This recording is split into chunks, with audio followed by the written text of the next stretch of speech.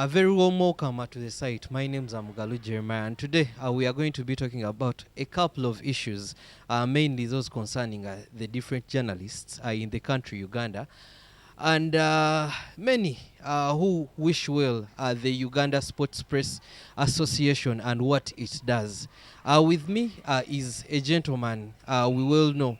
He has been the president of the Uganda Sports Press Association in Uganda, and let him introduce himself so that we can go on and dive into the issues that we would like to put across today. Yes, sir. Moses Al Said Lubega, Uganda Sports Press Association president. I'm a communications artist. I do corporate communications. I am a director at publishing house, The Lounge. I also happen to be a director at Animas Media, which is a media and entertainment vehicle. I also do research with the Equal Opportunities Commission.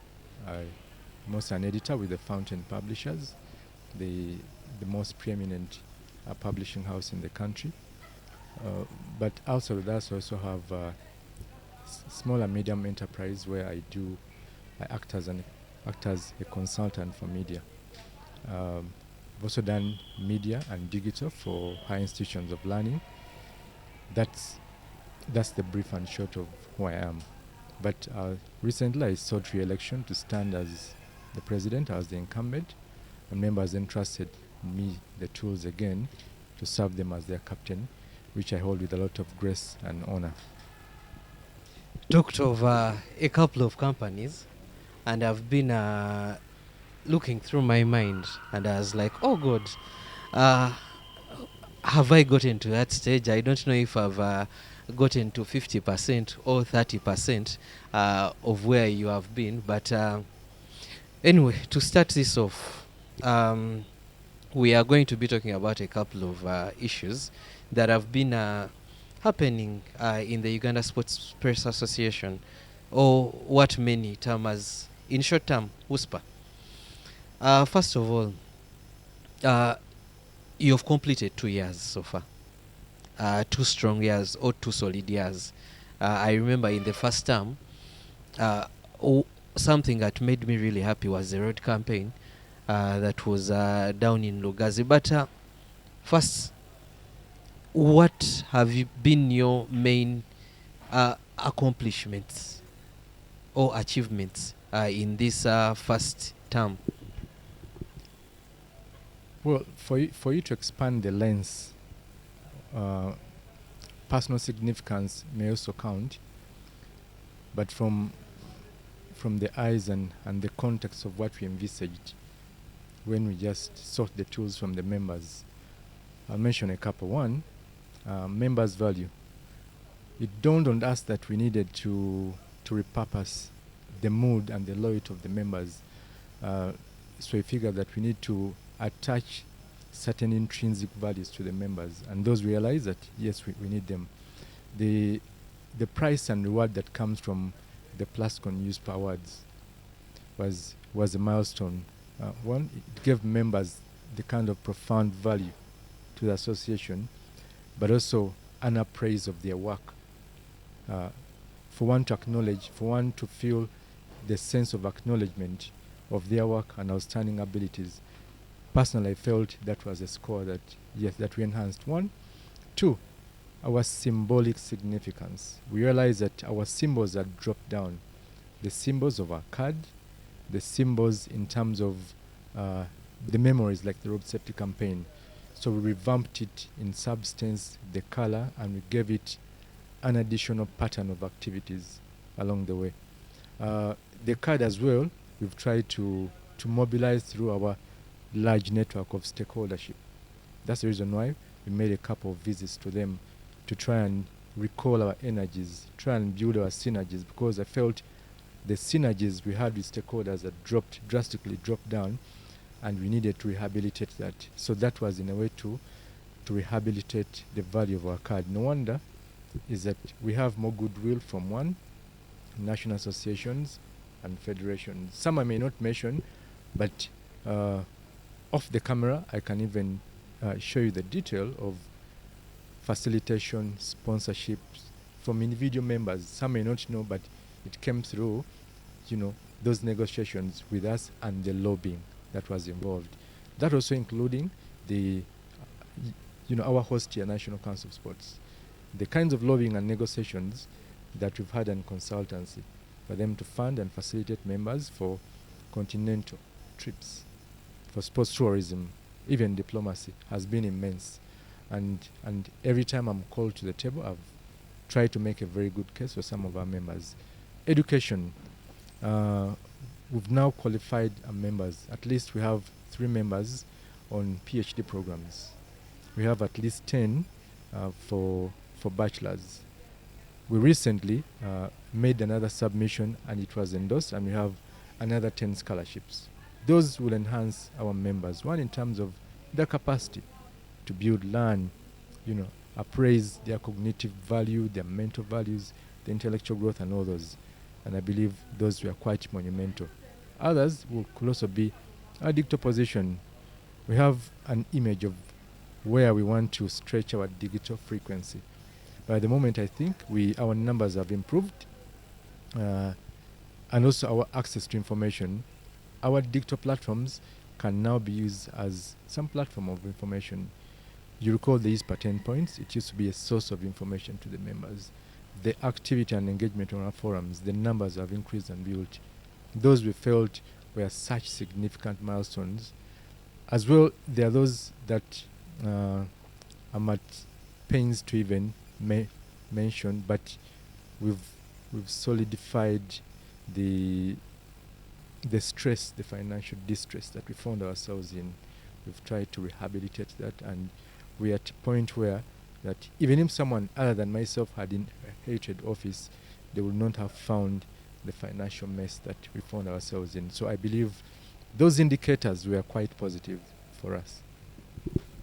I'm very happy from the point that you have talked about the financial issues, in a way that it was a little bit more of a cleanup than a dismay, or whereby people find themselves, you find people getting space to argue that today we had this kind of money, but at this point of time it has disappeared.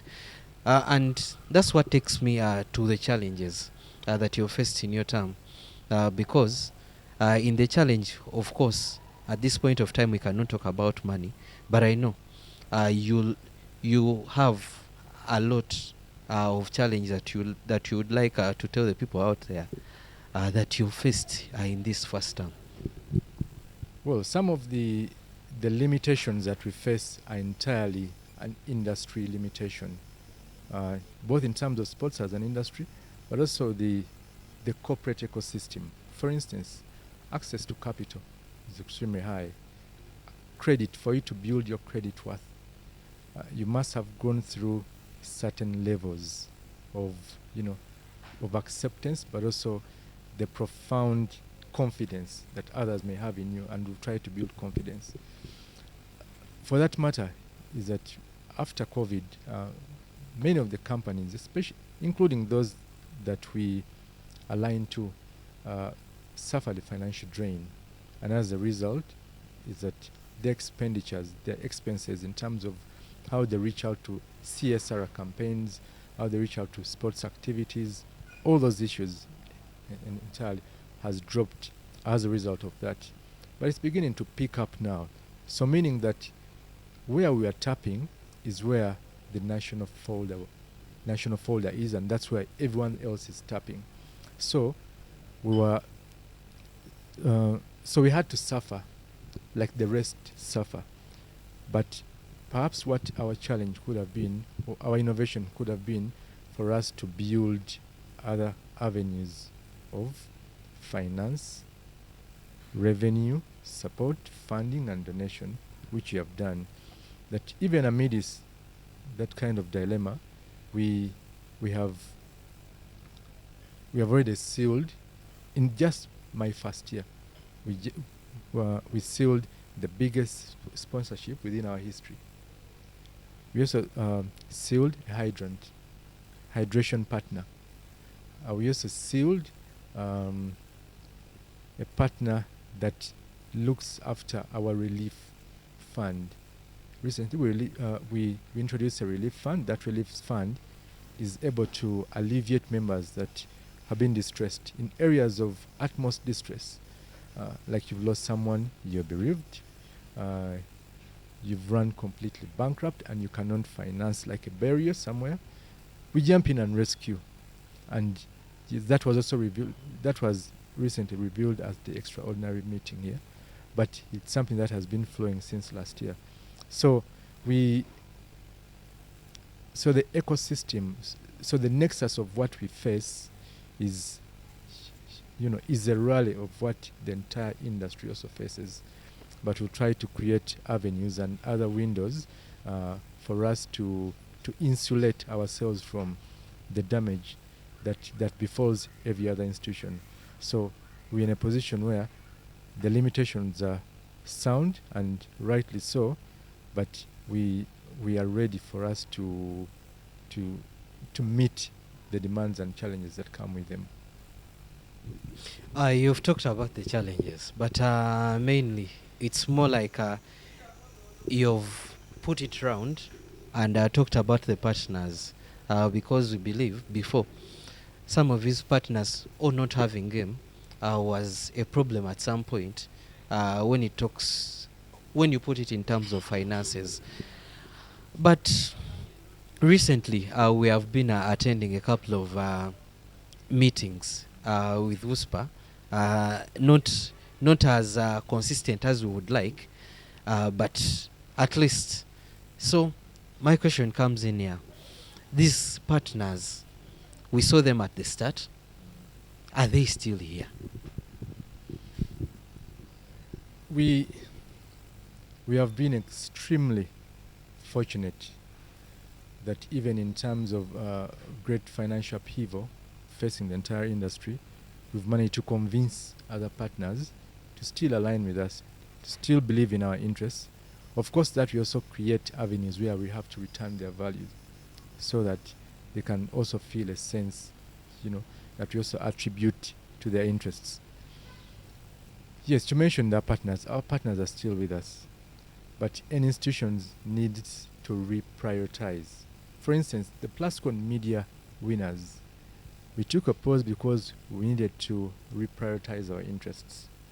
And our claim will be is that at the return of those awards, the price and value and reward of those will be improved along the way. Every company goes through certain patterns of reprioritization, and that's what we did. But it wasn't an indication of a suspension of that initiative. No, reprioritization is sometimes required as a key deliverable between memorandums of understanding. That's what we undertook. And other partners as well, before we went into the extraordinary assembly, we had a meeting with other partners as well,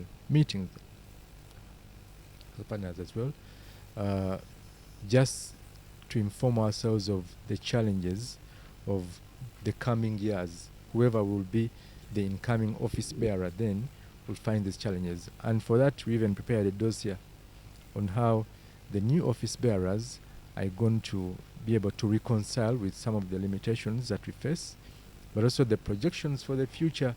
So we still have all our partners and they're intact, but we needed to reprioritize, because if we hadn't gone through that phase, it was going to be the same.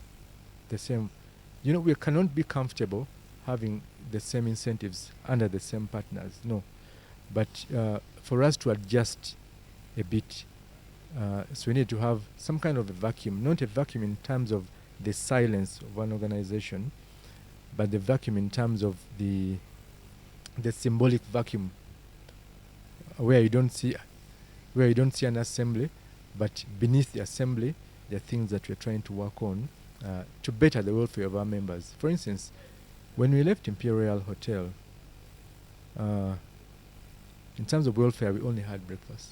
We switched the venues and came to Copper Chim recently, and the welfare had improved. But even then, for some members, even the switch of venue was suspicious. Yet the welfare had improved. So we continue to make the advancements just to create a welfare for our members that is a bit more comfortable, a bit more appraised, a bit more leveraged.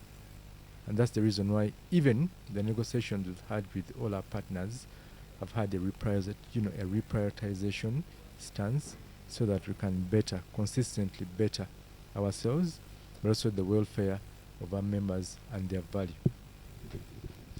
Before this all, you have been a journalist, to be specific, a sports journalist, although when we get to hear from the places you've been working, it is easy for someone to know that you are a journalist, complete journalist who can diversify on any other day. So my question comes in here. How has it been for you? Yes, you've been in the circles of sports journalism, but how has it been for you, a leading sports journalist?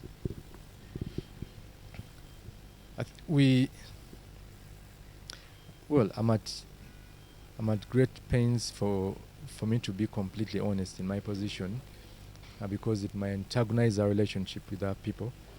Sometimes your openness to some of our limitations may be seen to kuzala, or may be seen as though you're mocking and bemoaning other people. But the times, I think one of the foremost reasons why I stood for the presidency of USPA, and this I raised even in my campaigns, was we were lucky that we found a carpet rolled to us. You had people ready to prepare you. You became their protege. You work with them. They show you the direction. They tell you how to tilt a camera. You fail to access a venue and there's a phone call immediately.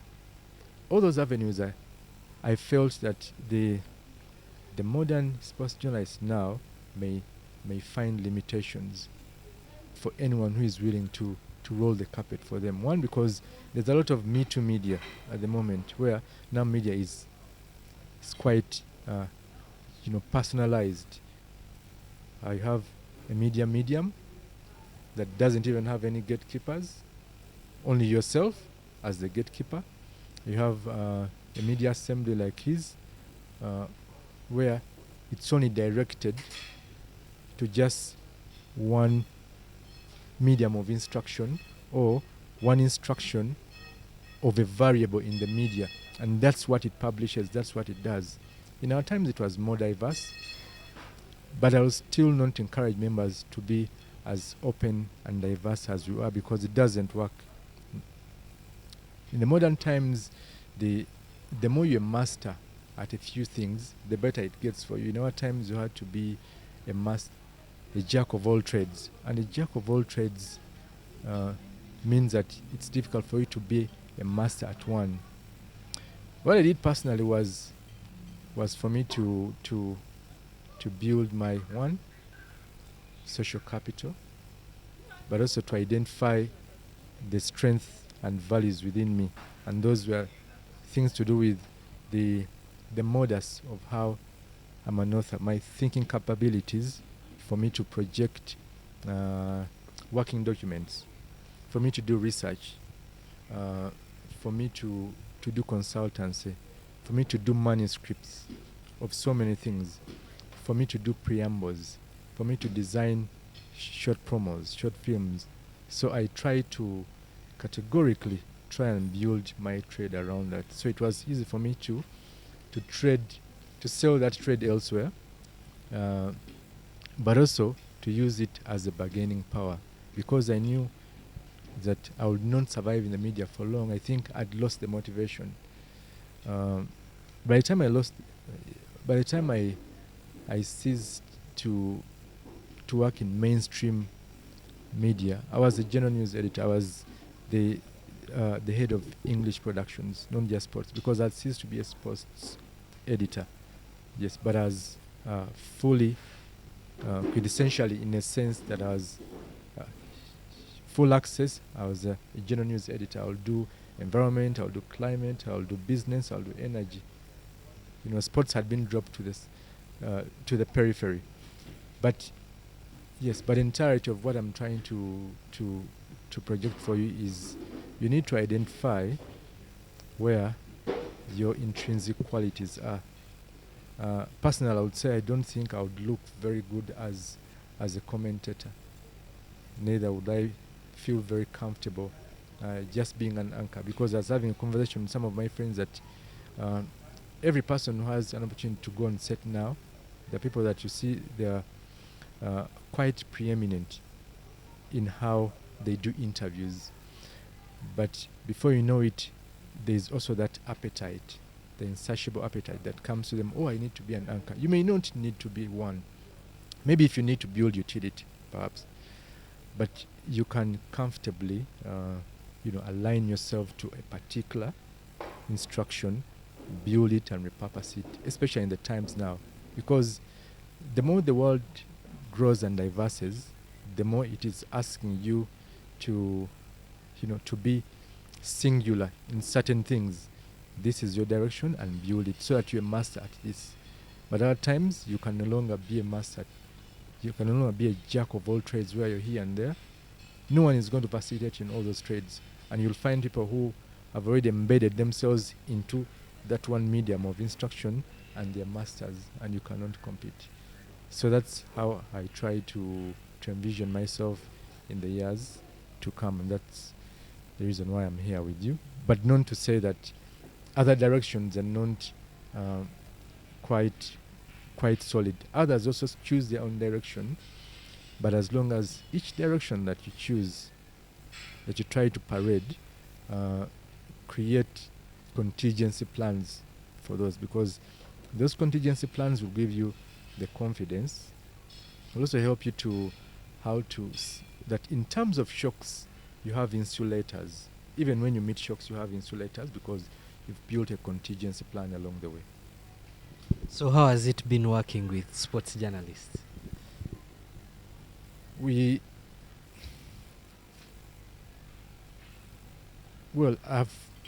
I've written, I've edited, I've authored across the entire chain of media, but you're not going to find an area that builds your creativity, that challenges your classic element to think cognitively and mentally, like sports journalism. And for that reason, I think it gives all of us the kinds of overwhelming zeal that we sit at a certain pedestal.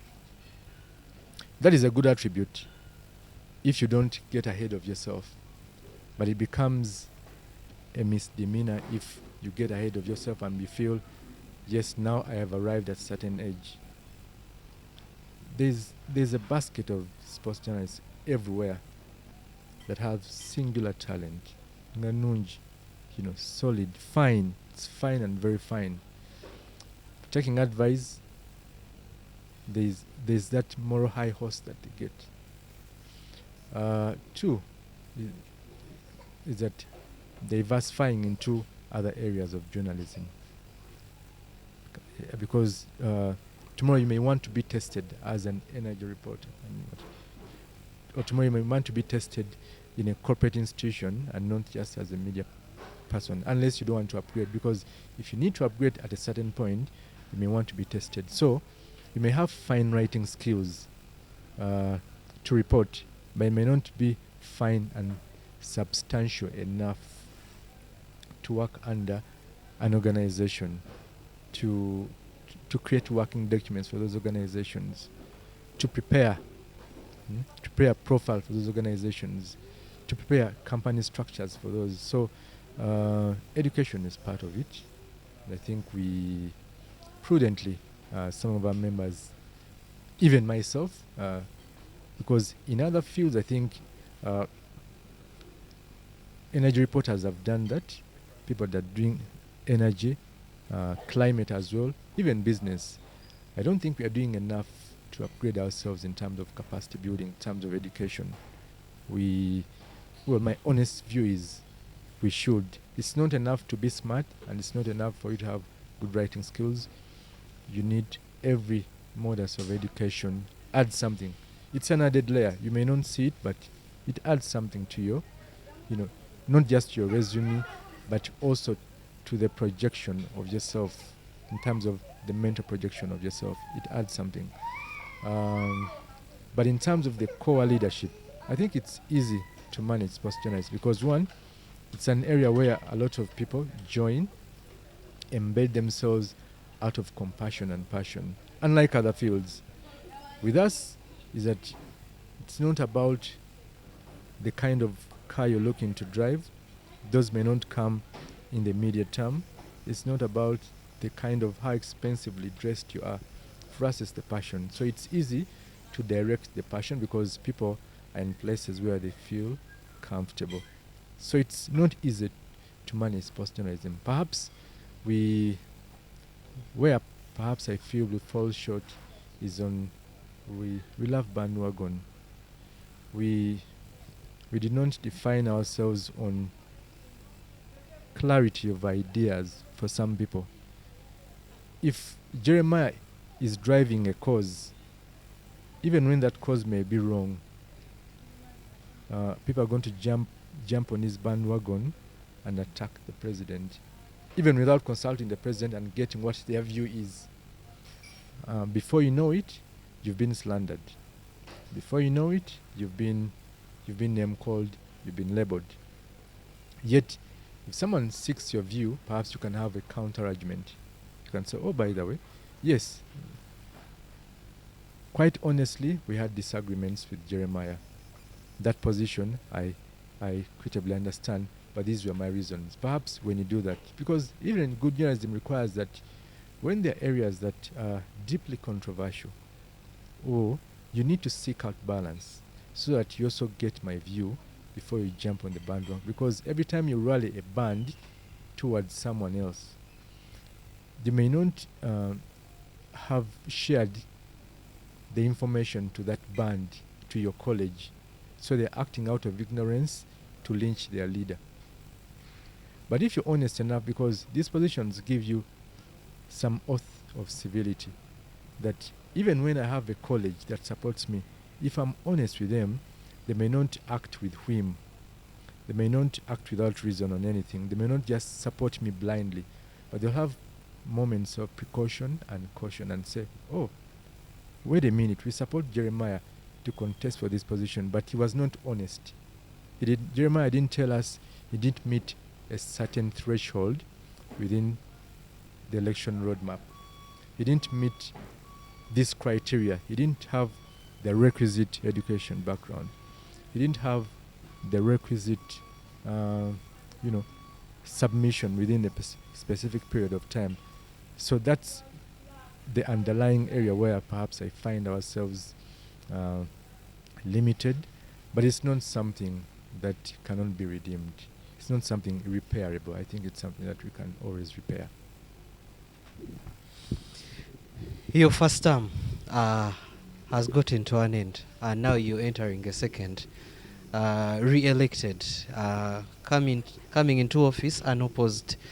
But on it, never did I label anyone as an adversary because I knew that was the period. So from an honest point of view, that's what I did. We have gone further.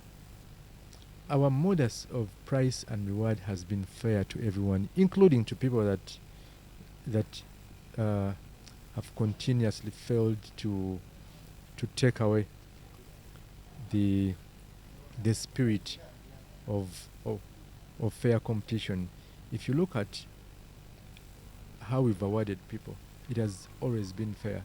Whether we had disagreements with you, as long as you've qualified to be the best within that area, we've gone ahead to announce you and pronounce you as the most qualified within that area of appraisal. Yes, I believe if someone looks at some of those interventions, that even the most stone-walled person will really appreciate that we've made an effort to extend a hand. There will always be competition elsewhere because people have aspirations. I cannot just walk out of my seat and hand it over to you because you love it. compete for it because I still feel that there's I still have the ability or perhaps the spirit for me to serve my members. So if you want to compete with my seat, be honest and compete with it fairly. But what you won't do is to create labels, to blackmail, and make it seem like and tilt it to exemplify the anarchy within an institution and say, no, Jeremiah blocked me from an entire process. But you're not honest enough and say, no, I did not feel a certain threshold. There's a cap on this condition which I did not meet. There's a ceiling on this which I did not meet. No USPA president in its history has never or will ever attempt to block someone from contestation because the document is very fair. When there's when there's an election roadmap, when there's an election process, there are always terms and conditions for that. And if you meet it, a USPA president can never design terms that are exclusive to him. I'll give you an example, just briefly. As constitutionally allowed, a notice was sent on the 24th of October, a notice of the elective extraordinary assembly. On the 2nd, a roadmap was published. That roadmap was published on all our forums, open to everyone. A roadmap that stipulated every condition, every criteria. If anyone had any issues with the criteria, they would have, whistle blew, or they would have petitioned on any of those. On our forums, if you're on our forums. Then on the 4th, the vetting committee called for submissions of interest, for aspiration. That submission of interest was running from 4th to 8th. 4 days where Jeremiah, if Jeremiah had an aspiration to lead people, how many days do you need? 4 days aspiration. Then Jeremiah comes and submits on the 10th. What will be your interest? Oyagala tulabisa. Do you want to lynch, a certain college against the vetting committee? Do you want an exclusive position for yourself? Even the president, I did not ask for an exclusive position. I submitted within. Okay? And I even told the ESCOM I did not want to take part in the election roadmap. I told them because I don't want to be adjudged that I had a hand in it. And I did not. I didn't take part. It was the secretariat that had a hand in the election roadmap. But I didn't seek for an exclusive position. But this goes down to one thing, and I must be extremely honest. When you want to lead people, the basic is for you to be honest. Because when you're not honest about the criteria, is that you lynch a certain mob who are ignorant about the underlying labels within. If I don't have the requisite requirements, pronounce them to your people. And then perhaps your people can have a credible suitor and say, if you don't meet this, then perhaps we can send someone else. We can substitute you. But when you're not honest, is that you leave a blank, blank emotions. People that acting on whims to lynch us. There was foul language that was thrown to us. Foul language, even from senior people. And you looked at that foul language on our forums and you're saying, excuse me, how can people stoop so low? You don't even have the decency to ask, okay, what criteria failed this person? You don't even have the decency, but you're just lampooning people. You're just, throwing, tantrums everywhere. You're just whipping us, with the ignorance that we had a hand in. But if we're honest enough and I tell my college, I didn't meet this kind of threshold, then perhaps the retribution that comes from them will be limited. So for me, it's only in a matter of honesty. If you're not honest enough and you just want to collaborate, you may just throw a spanner in the works and say, okay, let me see what people will say, because you want Gonzaga to be labeled names. So you just throw a stone, just to incense a mob. So that mob will rise and throw their storm towards the other candidate. So that's my take on that. Previously, in a monthly meeting that led to the previous one where we've had the election, there were a couple of issues in between. To be in particular, Clive Chaze, who had previously resigned while you were away for the Paralympics. What went wrong, really?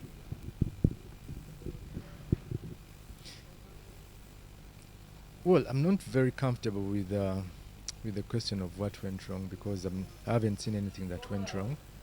But if someone that sought the members, that sought their hand to become their leader, then at a certain point feels they are overwhelmed by the obligation, I think it's also a matter of civility, which the outgoing General Secretary raised. It's a matter of grace, yes, for you to say, Obinza bwe mwampa, I can no longer meet it because I'm overwhelmed.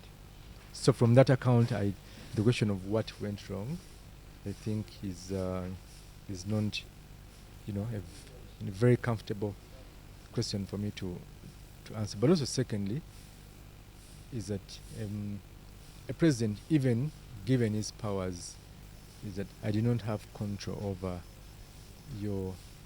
the private, indiscretions in your life. I do not have control over them, and I cannot stop them. I cannot block them, because my attempt to do that will also become very insensitive. I do not have the power to do that. So if it was their prerogative to do that, it was comfortable from their point of view. So I don't view it as what is wrong with the person taking that direction. It was completely theirs. Because that's the only resignation that we had within.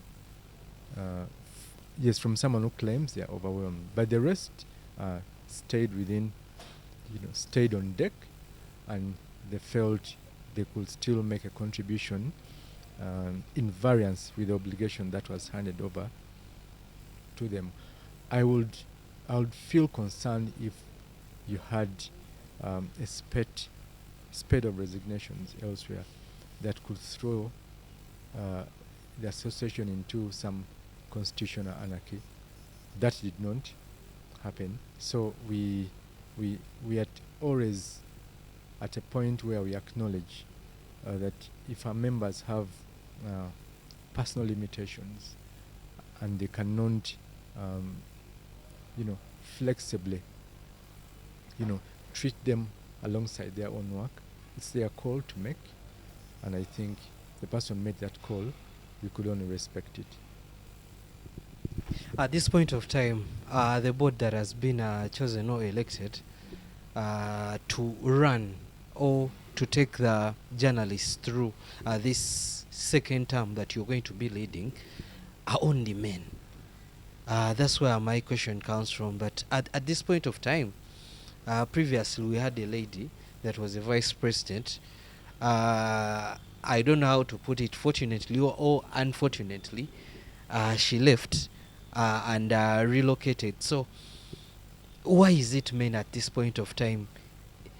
Don't you think we needed a lady into that contest or into that run so that he or she, she can find a place for those ladies who are out there? Because the journalists are very many, and they are ladies too. Well, we are fortunate that our country has not yet grown to the to the global outrage of everything sexist. Yes, but your question will be referred to as sexist, because when you say why men, why not men? Men had an aspiration, and in their aspiration they felt they could do something for the association, and they make that submission for that. Our aspirations, the cycle, the election road cycle, did not in any way block or create fences for women to contest. However, we have been soundly acknowledged that we've had the biggest quorum of women in the executive. We had two within within EXCOM, and we also appraised another layer of a personal secretary to the president. So you could casually say that within the top layer of executive, we already had three. Of course, one at their own accord, but we appreciate her duties to us. The vice president relocated to the US. I don't know how many people would not relocate to the US for good reasons as well. Education, forming a small enterprise there with media. So our salutations to her. Dorothy Nekesa was another there, as well I've mentioned, and also the PA, who is Becky Cynthia Nachmera. On whether you feel the EXCOM is fully immersed and intoxicated, in quotes, with men, we have not fully announced the entire full cabinet and the cabinet. So we'll do that, and we don't want to. I don't want to preempt what the actions will be, but be sure that we've had a history where we feel that women have an added layer, formally added layer of contribution that they give us, and we've been extremely comfortable with the service that they've extended to us. For the 2 years, we've been extremely comfortable with that. So you cannot in any way negate their participation into, the leadership layers that will befall us. So be expectant that in the coming pronouncements, your worries will be sealed, will be settled. My worries will be settled, he says. But let's get on to the point of what benefits a USPA member does get, because there is something that I would like to dive into, but I think this is the better base that can take me to that. What benefits does a USPA member get? When you look at one from even symbolically, even when you look at Article 4 of our Constitution,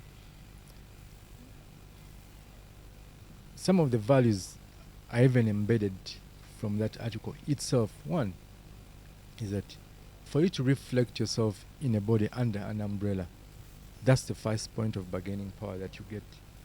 Because when you have the singular instructions elsewhere, you may not have the power and muscle to make to break certain fences, to penetrate certain doors, to open certain windows for you. That's the first point. We have traditionally been a spiritual center of guidelines, trying to create areas of guideline, conduct, behavior. That we've done through the years. When you don't have the sound of your mother, or your father, or your guardian, that continues to beckon on to you, improve here, this is this should be your direction, you may fall off what is morally or professionally acceptable. So we continue to do that. But when you get to the substance, now this is the substance now. Just last year we had 3 young reporters that we send to the young reporters programs, fully paid. You cannot get the access to information that they did, the access to the best facilitators in the world in terms of education. All expenses paid. Underline, all expenses paid. You never get that anywhere else. We've often done clinics, education sessions. All those are centers of educational power where you know, your mind, your brain interacts with experience, with knowledge, and all those things. And some of the clinics that you see even from national institutions, all that arrive through our lobbying, sponsorships, through our partnerships, and others, because we've had the power to have those negotiations. The other, I mentioned scholarships. Yes, Jeremiah, if you have a pursuit of education, you're going to walk to our office and we'll direct you where to go. If you want a full scholarship, those are going to come in the coming year, but at least we'll guarantee that you'll have a half bursary. That will guarantee you. And all the other issues have been cleared. We have a relief fund, which I addressed earlier. Is that when you look at the patterns going backwards of some of the most outstanding people within the journalism, sports journalism career, we've run to the rescue of their families in terms of death, distress, bereavement. We've run to their families, and that's why this year we raised our relief fund to that level. It's just that because these are personal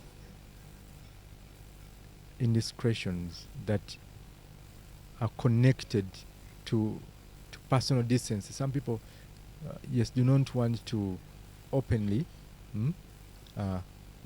use our hand as a matter of publicity and say, oh, yes, when Jeremiah lost a child, this is what we did.